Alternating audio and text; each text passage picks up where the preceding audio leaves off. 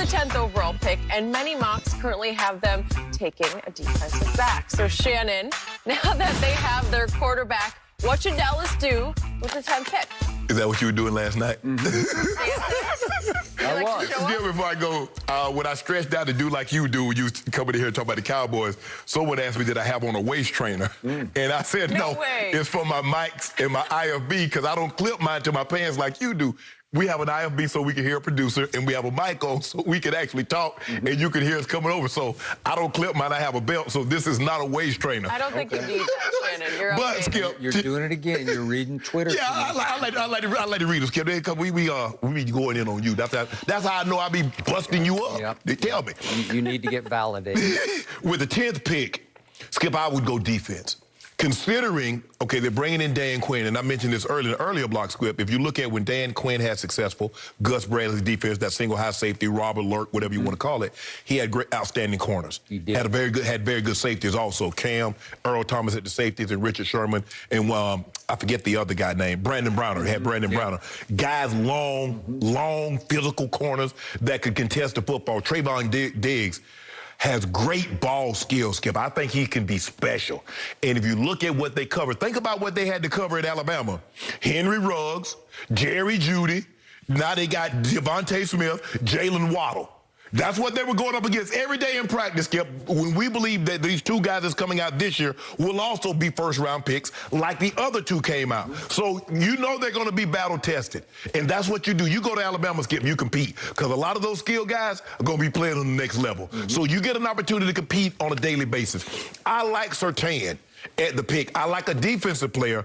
I believe I like him a little better. Now, because I believe they're going to be a run of quarterbacks early, Skip. I mean, all the quarterbacks could be off the board, maybe with the exception of Mac Jones. But I believe the top quarterbacks, the Trevor Lawrences, the Trey Lances, the Zach Wilsons, could all be off the board by the time. Not the Cowboys are going to go in that direction anyway, because clearly they re-signed Dak. Dak's going to be the long-term future. I would go quarterback. I would go cornerback. Cornerback first. I don't know if there's a safety. I haven't really looked at any marks lately, Skip. I don't know if a safety is rated that high. No. They are losing Jordan Lewis and Awuzie, Skip. If I'm not mistaken, are free agents. Yes. There's a possibility they can lose one or both of those guys. Both. So corner would be the ideal. But I could also see them, Skip. You said that you believe Tyron Smith is going to have a bounce-back season. Skip, I can see them taking a tackle, Skip, because he's 30, but that's an old 30. And over the last 3 years, Skip, he missed all the games last year. He missed like 5 or 6 the year before, 3 or 4 the year before that. And what we've seen, especially with those positions, that's high contact, guys don't get healthy as they progress. So for me, I would take Surtain, considering they only had 10 interceptions last year, with the 5th fewest in all the league. Skip, they got to get better on defense. They were 28th, second worst against the run. They gave up, what, 3-4 games, Skip, in which they gave up more than 250 and gave up a couple of games of 300. So they definitely need to start with the defense and go from there. I would take Surtain. If he's there, I'm taking Pat Surtain the second. Okay, got it. Did you know his father? I did. I played against his father. That's what I thought. Okay, so that's what he's got going for him. His father could really play. When he was with the Dolphins, Pat Surtain and Sam Madison, and actually had T-Buck. They had 3 corners. They had 3 corners. Okay, my turn. First of all, I feared until last night when the story broke that Dallas was going to have to try to figure out how to go up and get one of those quarterbacks. Because if Dak was going to play his way out of town and you were going to get nothing in return, you better have a kid quarterback waiting in the wings ready to go, and they don't have anybody else on their roster that I would trust to go forward with, right? So I was thinking, is Jerry going to have to try to move up a slot or two to get Mac Jones, to take Trey Lance? I don't know, but I was juggling that in my head, not loving the prospect of it, because they don't have a lot of other draft capital, and it was going to really handicap trying to fix the defense. Okay, so now they sit at 10, and quarterback is obviously no longer a need. Okay, I'm going to throw this out. This is the CeeDee Lamb Memorial strategy here. If one player happens to fall to 10 who plays offense, I'm going to be all in to take that player the way I was about CeeDee last year when everybody said defense, defense, defense, and I said no. He's too good. At that slot where he fell out of heaven into your lap, and I'm still loving the fact they took CeeDee Lamb. So, hold on. If a Devontae Smith is on the board at 10, I'm going to go one better. I got one better. Kyle Pitts from Florida is an absolute monster. Kyle Pitts won the Mackey Award, the tight end award, and he was a finalist for the first ever, quote-unquote, tight end to be a finalist for the Biletnikoff Receiver Award. And he probably could have or should have, except for Devontae, won that one. Right. And I think he got some Heisman votes. Kyle Pitts is 6'6", 250. Excuse me, 6'6", 250. A good kid. He's a good kid. He didn't finish there. He had a concussion, which scares me a little bit at the end of the year, and then opted not to play in Florida's bowl game. But he has a little bit, to me, when I've watched him, he has leaped off my screen because he's got a little Calvin Johnson going on because he's just that big and that fast and that strong, where you just can't physically match up with him. And the last time you saw him, Skip, you saw him in the SEC title game against Alabama, and you saw what he did. Well, they just couldn't cover him. No, nobody could cover him. Nobody can cover him. So, look, it's I think Kuiper's got it. No, it's McShay's got him 4th to the Jets, and Kuiper's got him 6th to the Eagles. And it would scare me if the Eagles got Kyle Pitts. He's also the kind of player you could talk yourself out of depending on how much you fall in love with Devontae Smith. Right. Or Jamar Chase, who's a stud receiver. Or Jalen Waddle, who can just flat out fly. Okay, I know he's coming off an injury, but he can fly. Right, and I think, Skip, probably by the time training camp rolls around, he will be 100%.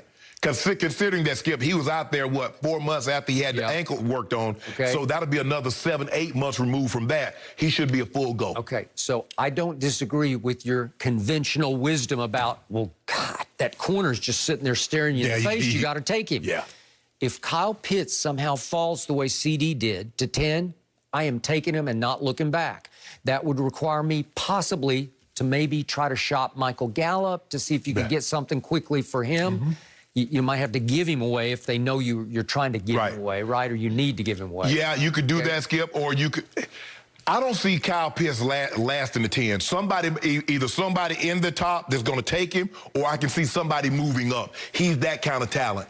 He probably is, because to my eye, he might be better than several of these quarterbacks who are going to go up above 10, because I think all 5 of the quarterbacks will go above Dallas. Yeah, Skip, and remember that big run of tight ends they had? They had O.J. Howard, they had Evan Ingram. He's better than all of them. He's better than all of them. He might prove to be better than everybody at the quarterback position except for Trevor Lawrence. He might be more valuable, have more impact when you say, well, that guy's better than these quarterbacks who became just another guy. And he can fill out, Skip. He's 6'6", 240-ish, 235-ish. He probably needs to get... I think he was 248 when they measured. I think he's 250-ish. Yeah, he needs to be 250, 250. He needs to be like a Kelsey. With that kind of height. Because Skip, he's fluid. He can drop his hips. And that's the thing that I look for. People are like, what do you look for when I look at a tight end? Can he drop his hips? I need to be able to see him sink his hip and get in and out of breaks. Because the guy that can transition, those are the guys that can win on a consistent basis. Okay, so look, Blake Jarwin, I know Dak loves him. He loves Dak. He ain't that kid, Skip. He's just not this guy. Remember, he got hurt against the Rams out here in the grand opening of the new stadium, and he was gone for the whole year from game 1 on. So... again, if you have a shot at Kyle Pitts, then you strengthen your strength. You just say, well, he's just too good. We got to take him. Okay. Again, their offensive lineman, that Penei Sewell from Oregon, and I don't know much about him except because I don't watch offensive linemen, but they say he's a perennial Pro Bowl. Hold on. I saw somebody in a mock draft, maybe it was Mel Kiper, said he's really the only guy that's probably a lock to be a Hall of Famer in this draft. All right. Well, he may be. And so, again, if he fell, you'd have to think hard about that. And that Rashawn Slater, who opted out last year at Northwestern, again, I can't grade offensive linemen, but they say he's up in the mix up here. So you would have to think about those to your point.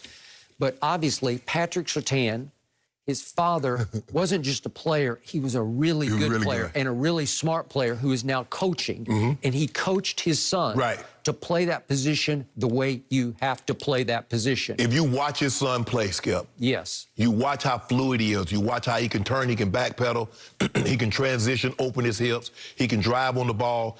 He's very good. And in order for him to do this at such a young age, he had to have extreme coaching at an even younger age. For him to play the way he plays, he's almost like NFL sound. Now, there's some little technique things that he's going to have to pick up along the way. But if you just watch him, and like I said, I haven't broken looking at him on tape, but I just watch him on television, and I just watch how fluid and how he moves. Now, he needs to get a little better job at tracking the ball. Now, I believe Diggs is better at tracking the ball. But as far as technique, being able to put his hands, knowing when to open up, knowing when to drive, he's better than Diggs in that aspect. 6'2", 202. So he's long and he is strong. He's prototypical, Skip. And listen, from what I watched against with Bama, and I watched a bunch of Bama games, he will play the run. He will stick his nose in. So you don't have to worry about that side. And I found him to be an explosive leader at the point of contact where if he's got a shot, he will go up and get it on you. So he's got a little bit of Jalen Ramsey going on where he could achieve that sort of plateau. You like those big corners. You know, go back to big corners. I'm thinking Mel Blunt. Mel's like 6'3", 6'4". I'm looking at Mike Haynes, Jalen Ramsey. Time wasn't 6'2". He's like 6.5", 6'1". But you want those corners, Skip, that's physical to challenge these big receivers. Deion Sanders was way stronger than people gave him credit. He was just naturally gifted.